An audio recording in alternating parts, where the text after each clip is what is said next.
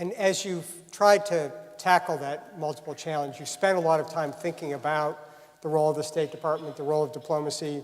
You've initiated an attempt to kind of do the kind of planning that the Pentagon does to deal with the long term. What do you think are the most important results that have come out of that process, and how do you think the State Department is going to change to meet these new challenges?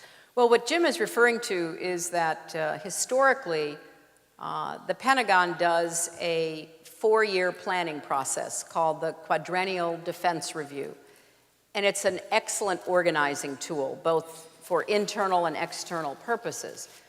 So they run a process where the different services, the different elements of the Defense Department come together to try to hammer out what are our goals and objectives going to be for the next 4 years. The State Department and USAID had never done anything like that. We were a much more reactive agency. If there was a crisis, then get the diplomats out the door. If there's a humanitarian disaster, then get the development experts out the door.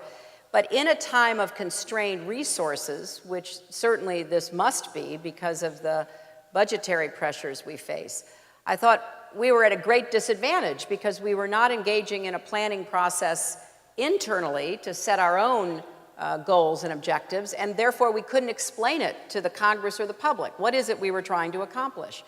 So I instituted the first ever Quadrennial Diplomacy and Development Review, the QDDR. It was a quite intense and revealing process.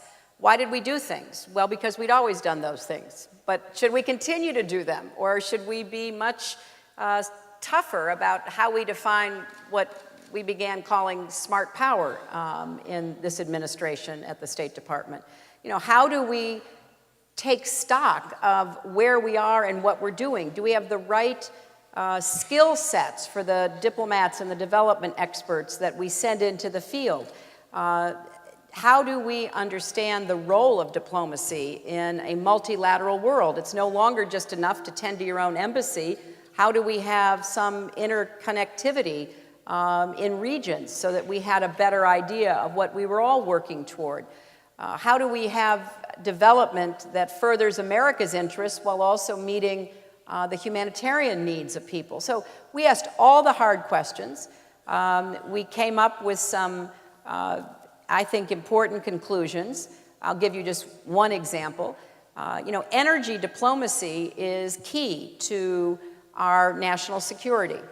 Not only in terms of securing the energy supplies that the United States needs at an affordable cost, but understanding the role that energy plays in nearly every other relationship we have in every region of the world. It makes a difference if the Europeans are totally dependent upon Russian natural gas. That makes a difference because then they are going to be much less likely to feel comfortable cooperating with us or with fellow Europeans on certain actions that might undermine Russia's lock on their energy.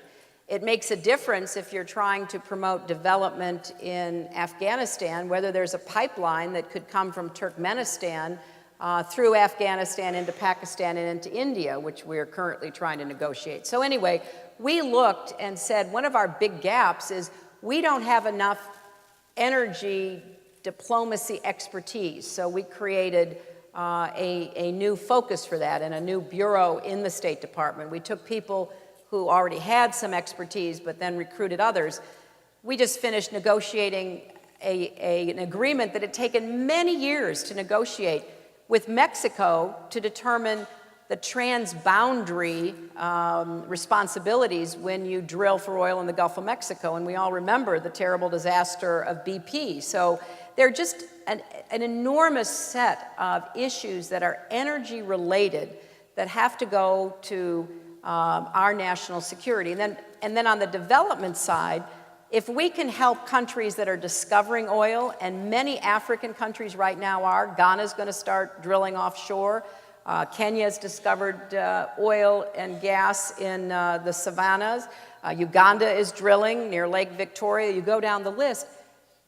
The natural resource curse is likely to mean that they will get rich and get more unstable and less equal in the distribution of the revenues from those resources unless we and other like-minded nations can try to help them understand what it would mean for their future if they had a trust fund like Norway has, or a royalty scheme like Botswana has for their diamonds. So we're looking at ways of getting ahead of problems instead of just always playing catch-up.